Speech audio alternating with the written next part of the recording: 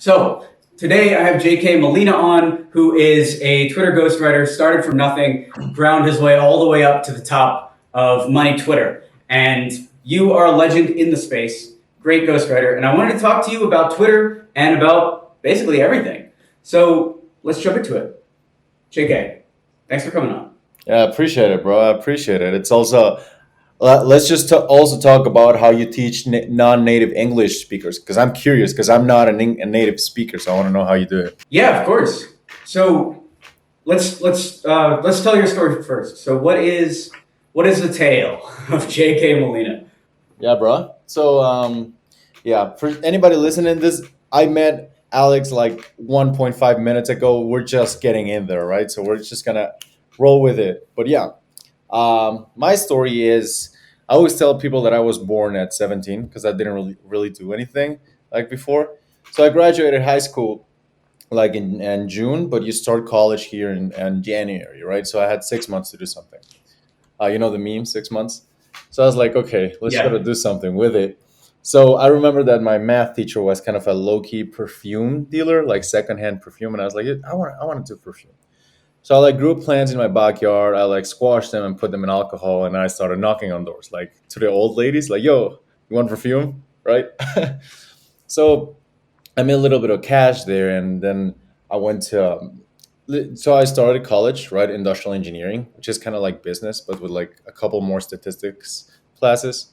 So I started with it, and this course came out from the other college, which was like centered in like business.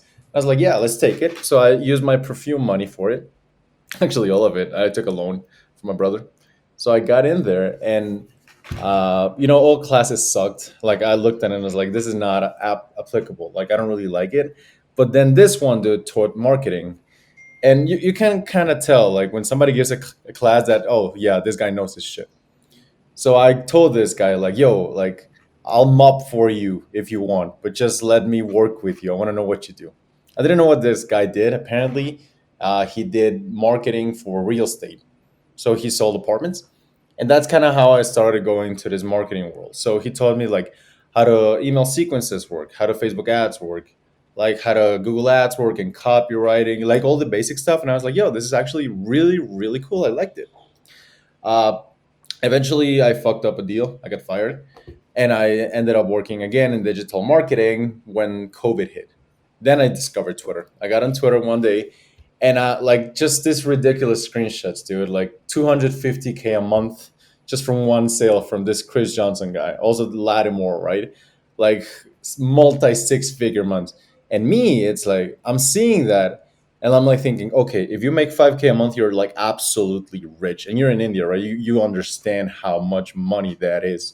Like once you convert it to your currency. So just seeing that, I was like, Even oh, 2K a month. yeah, Even 2K. 2K a month is Yeah, you're game right. changing. Yeah, that's actually a good point. 2K. Because like 2K, to give perspective, like I don't know how it is in India, but here 2K is like you have a master's in chemical engineering and you're super fucking good at chemical engineering or software, right? Anyway, I started in this Twitter thing, kind of like I think I didn't know anything. I was just sharing stuff on like how to talk to people, how to a little bit of sales tips and stuff. And then Lawrence King, which I'm sure your audience might know, Lawrence King once tweeted, "Look at Gillette, the razor company. Look at Gillette. These guys have like 3 likes per tweet, and they have multi billions in sales, and they have like 130,000 followers on Twitter, and they only get 3 likes. Like, how much would they pay a random dude that can't get like more than 3 likes?" And I'm like, okay, yeah, I figure I can get 5 likes.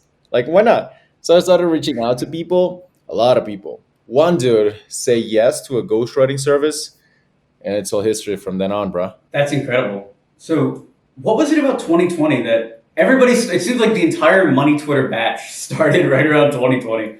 And yeah, like well, Squad Chris and stuff were in there a little before, but like everyone, was it just what brought you to Twitter specifically? Honestly, I was just laying in my bed kind of sad because I like going out a lot. Like, I really did. And when all this thing happened, it was like they cut that thing off from me. So it's like, fuck, I don't know what to do. So I just, you sometimes you like jump between 3 apps. It was like Instagram, Facebook, and I don't know why Twitter should have been Snapchat. But anyway, Twitter. And then I see that screenshot, got hooked. Like that was like the moment I was like, no fucking way, this is real. So I just started going down the loophole, which surprisingly is how a lot of people start. Like somebody flexes, and it's like, there's no way this is real. And then you look it up, and it's like, fuck, this is actually real. How did they do it? So that's how I started. Chris Johnson and Lattimore got me in there. Dude, that was me too. So Ty Frankel was the one who got me in, but it was because he had this agency growth course, and then I saw what Cold Email Wizard was doing, and then I was like, wait a minute, this is like the same stuff we've been teaching on YouTube, but monetized to the extreme. Yeah. And then I was like, okay, how are we missing this? Because we were monetizing only via YouTube. I had no idea there was any money on Twitter at all. So insane, and that's why I like making videos like this, because the people watching YouTube, they have no idea what's going on Twitter, how insane this is. Twitter is the number one social media platform. It's my number one favorite social media platform right now. What do you like about it? So I love the community. I like for once that I feel like I'm accepted as a member of a community and I'm not alone. In YouTube, the problem is a lot of the videos you're not really collabing. So like Patrick Dang's another YouTuber in the space. It's not like he posts a video that I'm commenting on it, you know. But on Twitter, somebody posts something, like you're posting a tweet, I'm liking it, I'm commenting, I'm favoriting, you know, I'm retweeting, I'm sharing it, and that just doesn't happen on most other platforms. It kind of happens on Facebook, not really. It doesn't really happen on Instagram. Maybe on Instagram stories. It's really only Twitter where that's going on. Yeah, I always like when people ask me like why Twitter. I always remember this tweet by Matthew Kovac, really good follow by the way. He says that LinkedIn is the networking conference where you don't network, but Twitter is the bar after the networking conference where you actually network. It's like, oh yeah, that makes sense. Good point. What is it about ghostwriting that? How do you ghostwrite effectively? Because it took me forever to learn how to tweet. I think I'm just starting to get it now. It took me like 8 to 9 months of just grinding all day. Was there a shortcut for you, or what when you talk ghostwriting, is there some like what's your framework? Yeah. So actually, your account's hilarious because it's like it doesn't talk. Like we're in opposite time zones, so every time it's late, I log in on Twitter. It's all you. Like at 10 p.m., it's all you because it's like morning for you. But anyway, ghostwriting is that's like the sexy way to say it. Like if you were to really say what it is, it's kind of like community management, but like in a real copywriter direct response kind of way. So ghostwriting, like the actual term, I think is what Joshua Lysek does, and that's where it was born, which is books and articles, which is long form, right? We're talking over 2,000, 3,000 words. But what I do really is I just ghostwrite tweets. And when people think, oh, so you write for other people as well, and it's like, yeah, but the main benefit is I don't think I would have a business if money Twitter was not a thing. Because if I write tweets for you, like going viral is not enough.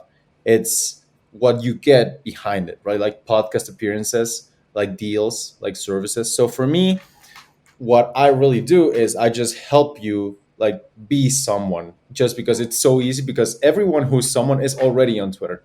But let's talk like tweets, right? I always ask people like prospects or clients, I always ask them, what are like 3 accounts that are playing the game like you want to play it? So actually, let's try it with you. Like, what are some accounts that are playing their game like you want to play? Originally, it was I really liked Kanye and Elon Musk were the only two, and then I liked how Cold Email Wizard was talking about cold email. Yeah. Because dude, I was so what changed for me about the last 7 months is I used to only be email. Literally for the last 2 years, I would only write about email. But then when it came time to like write 1,000 tweets a day or whatever, like you can't just write about email over and over again. But yeah, that was basically it. I liked how Kanye was so crazy, just riffing hard, and I liked how Elon Musk was so funny. I like it. All right, so let's take that. Let's take Daniel, Kanye, and Elon. So if we take those 3 examples, like the way I write, especially on Twitter, not copy or anything, but Twitter is I have this philosophy that Twitter's just saying one thing 1,000 different ways, and it pisses a lot of people off. But so let's distill a little bit, because it's like, how many times have you seen the same tweet, which is wealth is better than being wealthy is better than being rich? We've seen it billions of times, right? It's like there's a certain pattern there that hits. Once, like, how many tweets have you seen about, oh, what if the government promoted X instead of promoting Y? There's, dude, like people create careers out of that fucking tweet. It's incredible. So if you think about it, people really say the same thing, but it's like a battle of who says it like cooler. And if you say it cooler, you get incredible rewards. Like you're one tweet away from going viral into like the stratosphere. And it's incredible. Like, dude, like one tweet can give you millions of impressions, and you didn't have to be right once, right? So for me, it's I take those like three guys, which is Daniel, Kanye, and Leon, and I create a swipe file. Swipe file is just a collection of the best tweets, and I'm like, okay, that combined with the topics that Alex talks about, which is like business, like philosophy, mindset, cold email, like learning. It's like, okay, once you expose your brain to all these highly engaging tweets, that all you have to do is think what's the idea behind it, and then you combine it with Alex Berman's topics, you get a really cool combination, right? So it's like these are the things that are wrong about the government. It's like one, two, three, four, five, and then it's like this is what you're fucking up with cold email. One, two, three, four, five. Like, dude, it's so easy, and people overcomplicate it. Like, and it took me fucking like dozens of growth guides, buying dozens of growth guides to finally realizing that the best growth guide is reading other people's tweets and tweaking it to yours. Like it's that simple. Bro. That's yes, 100% yes. Okay, so that fixes the I don't have anything to tweet problem. What do you say to people that would say it's not original to do that? Yeah. So I always quote Perel's tweet. Dude, I think in tweets. I'm gonna quote like 17 different tweets in this interview. But anyway, it's like remember that the teachers that changed your life in elementary school did not say anything original, but they didn't have to be original to change your life, right? So that's one thing. Second thing is there's an artist that's no, not an artist or a writer, artist or writer that tells people to just straight up copy the guys they admire. Like you know how some copywriters hand copy sales letters, that thing, because when you imitate you kind of feel uncomfortable because you're like, I'm not doing the right thing. But it's cool because you're not going to share it. That's plagiarism. But once you do it, that uncomfortable thing is kind of like your voice popping out. And eventually you'll feel that you're a mix of the people you like read, right? It kind of ties back to the language thing because when I was learning English, all I did was read Hemingway and some other really simple authors like Bukowski. And my writing, I just started writing simple English because that's all I knew, right? And eventually came off original. And the third one is, the copy that the quote that I said and I invented, which is great, good artist copy, great artist steal. I invented that. I invented that quote, guys. You invented that. Picasso invented that. No, I did. Austin Kleon invented that. Steve Jobs Yeah. invented that. I would actually love to hear about that because we had Jose Rosado on talking about his English, and he said that he started with just Google Translate, just taking his Spanish and then translating it to English and then going from there kind of based on reaction. So you weren't learning English in 2020, right? Like, what's your journey with that? Yeah. So uh, I'm gonna say one thing is props to Rosado because he has good fucking writing, and he didn't learn English until he was like really old. And the older you get, it's harder. I mean, not really old, but you guys know what I mean, right? You're young, bro. Don't worry about it. But anyway, I I tell people I got lucky. So I don't talk about this a lot, but I'm actually like I'm pretty well off. I was born in a good family here, and I started learning English about 8 years old or nine. Like my dad, no one that don't know a lot of English, but they would sit me down at like for like 2 fucking hours with a children's Bible that we had in English because that was the only English book, and I would cry, bro, because I didn't know what the fuck those meant. Like when you explained to me that close meant the same as being closed and closing a door, I was like, that doesn't make any fucking sense. Like, come on, right? So I started learning like that, and I went. There was an opportunity where I could go for a month to the U.S. in Florida. So that's where I really nailed the. I guess I knew how to speak, but on Florida is where I nailed the accent. That and you can still hear that I'm Latino, but sometimes it's like I can roll the R's and kind of that stuff. That's where I really nailed it on Florida. Yeah, so that's when you talk about American English, it's basically the same process that we go through. It's grinding hard, like reading American books, listening to American movies, writing, and then getting feedback from actual Americans to make sure that your writing is good. It's not like there's some kind of magic trick to this. Yeah. And then the other thing is exactly like what you're talking about, like not changing your accent, but just tweaking it a little so it's more understandable. Like I can fully understand you, 100%. And I think what we found is if people come out and they speak in some kind of fake American accent, it's actually more disingenuous and it hurts you than speaking in just your normal accent with confidence. Right. Yeah. Yeah. It's immersion. So when I did it, I told my brother like, "Yo, we're only speaking English. Like, you check my devices; they're all in English. Like, I try to watch movies in English, and it was too fucking hard, so I put subtitles on it. But eventually, like, I kind of got it right. Um, yes, it took me, dude. Like hardest word for me was startup. Yeah, I couldn't say startup for like 4 fucking months. Like a startup, fuck, I couldn't say.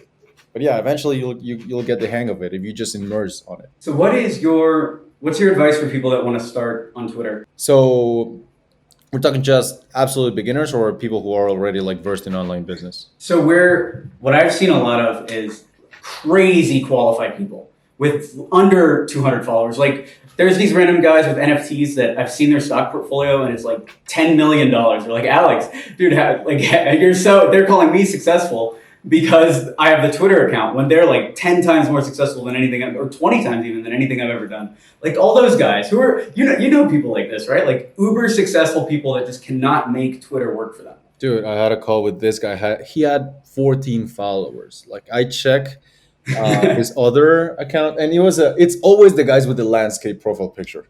So I checked what they actually did. I googled them. They have like 600K on TikTok. Like what the fuck, right? But anyway, so Yeah. let's say you're really good at it, right? So let's say you have, when you're somebody, you know who I'm talking to, right? So I always, let's treat this as if you were my ghostwriting client. So I will ask you stuff like, what do people think is impressive about you? I always ask that question. So that kind of frames you as, okay, what would my personal headlines be? So let's say, for example, this guy, I want to talk about me, for example. Let's just use it as an example. So I didn't know English. I built a ghostwriting business, and now I have a Twitter account. Now, if you want to add numbers to those, you can do it. So once you have all the things that people think is impressive about you, how you got into NFTs, how many businesses you built, how many you exit for, you can kind of see, okay, these are the things that people are going to talk about me. And then all you do is you write a thread on it. So a thread is like a lot of tweets like together for anybody who doesn't know. But you write a thread about, you look up for like headlines that have already converted well. On Twitter, you can see stuff like 10 lessons that I've learned here. That's like the most generic one where you can come up with something better, right? So let's say you're like you exited for 1 million, whatever. So here are 7.5 things that I would tell people who want to exit for 1 million like I did. In parentheses, don't make the same mistakes as me or something like that, right? So you make a thread, you write the 7.5 things, and then in the end, you ask people to follow you. So what you have right there is a thread in 3 parts. One and three are the most important ones, which is the headline and getting people to follow you. For me, that those are the most important part of the things. In the thread, I dedicate like 90% of my time to it, and 10% is the actual thread. Because let's be honest, people skim through it, so they're just like, oh, cool, cool, cool, and they'll just go to the end, right? So now you have this piece of content that's really good. It's already impressive because that's the hard part. Like the hard part is not growing on Twitter. The hard part is being somebody worth like getting a Twitter follower. So once you have that thread, like you already have money if you're listening to this. So hit up people and think, like the question I asked you, like who's playing the game like you want to play it? You think, who has the audience that I want to have? So it's probably going to be a Silicon Valley VC or an agency owner or somebody on money Twitter or whatever. And you ask them, like you just literally hit them up and be like, yo, I actually like this DM that Cameron sent me. I can't remember. Cameron Martinez. Yeah, Cameron Martinez. He sent me like, "Yo, JK, what's up? I'm new to Twitter, but I'm not new to business. So I'm looking forward to talking with you." That was a hell of a DM. I liked it. So you do something like that, and you ask them like, "Yo, like, how much would it be for a retweet or something?" But you are already like you have to like convey that you have already done stuff. Usually they'll charge you like 20, $25, whatever. So let's say you put up $200 and then you get 10 retweets. You do realize that the most impressive thing, your most impressive headline and your great thread showing your story is going to be exposed to what, 400,000 followers in like half an hour, and it costs you $200. So it's like super easy, right? We've done that, dude. Like I always ask clients that. I always ask them about failures, what they've done, and once you do that, like you get 1,000 followers in a day. just like that. It's like poof, you did it. Good shit. You turned $200 into unlimited influence, podcast appearances, and exposure to the network you want to have. Congratulations. So that's what I'd say to people who have already done something. That's how I'd start. People are doing shoutouts for $25. Not shoutouts, but just a single retweet. I'm always impressed by how low everyone prices their service. Because if someone asked me for a retweet, I'd be like, yeah, bro, $300. You know, like, I don't know. Like for the YouTube channel, we charge like $7,000 to $10,000 per video, just for like an ad in the video. I always think that's so interesting. And then yeah, sometimes people go to our competitors because they're way cheaper. But that's great. You know, I'm happy advertising one guy instead of 500 that are low paying.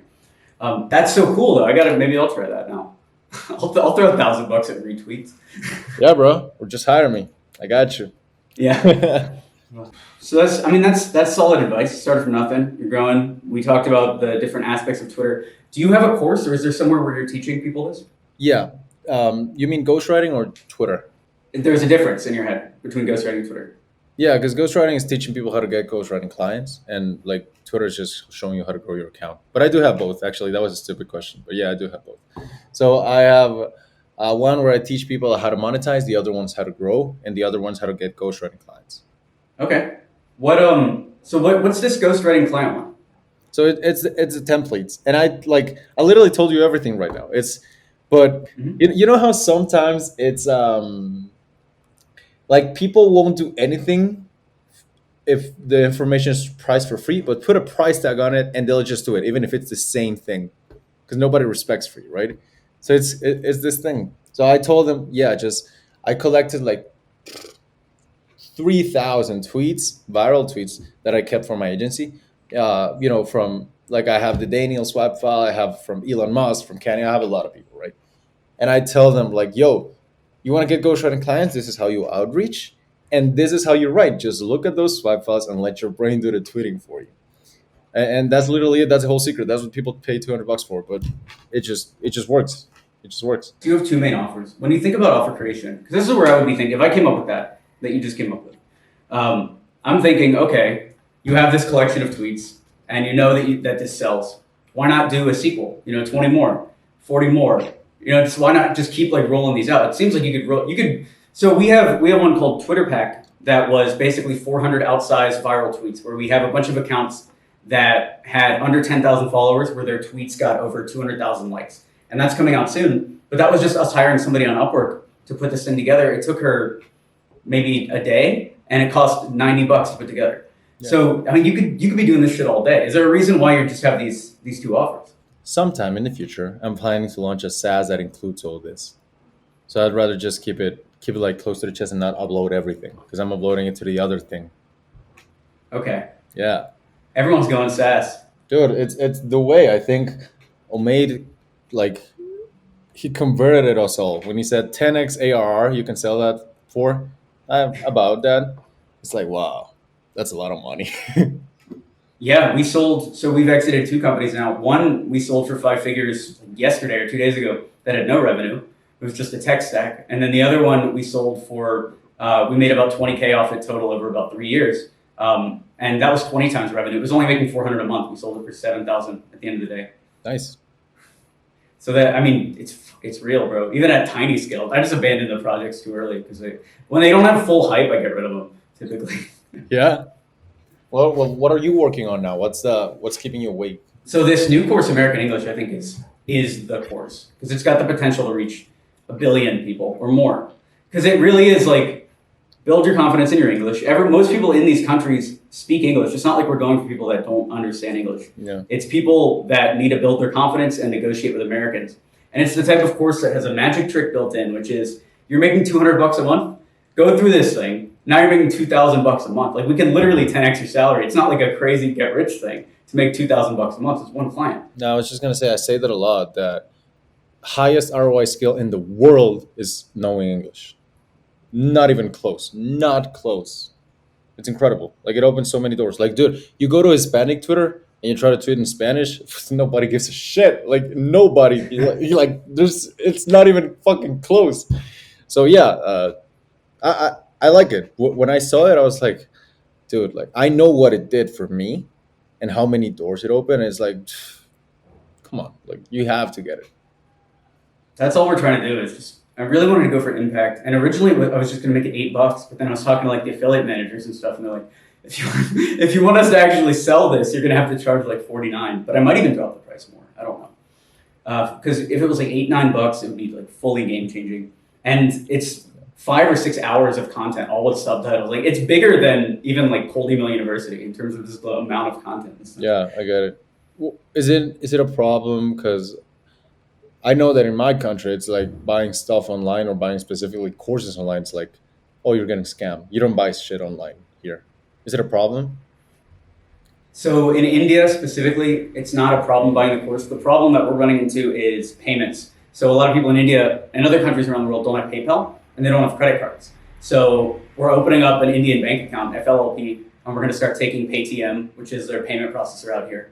And we're going to have basically like a QR code you can scan on right from the Gumroad. Oh shit, that's that was the biggest thing. People don't really care about buying the course. It's just like literally they physically can't a lot of the time. yeah, yeah. I think it's some payment processors block them, which I know fucking sucks, dude. Making 10K online was easier than bringing the money home. It's stupid. Like, come on, like, Yeah. shit. Yeah, Even from Amazon, when Amazon in India would email me a receipt to my American address, it would block it. It would go to spam, because India is the #1 spam country in the world. So Gmail will just auto block emails from India to America. wow.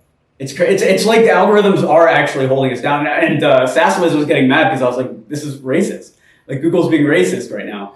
But I mean, it is that. It's the algorithms literally holding down these countries that need the most help.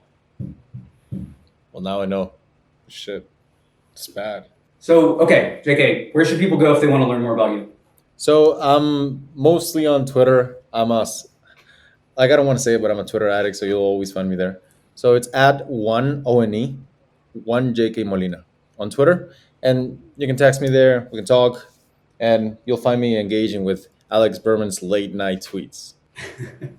And I'll engage with JK's early morning tweets. We'll link to it down below. One JK Molina. JK, thanks for coming. I appreciate it, bro. Take care, everyone. Yep, take care. This video is brought to you by Twitter 10K. Get your first 10,000 followers on Twitter by following our course, Twitter 10K.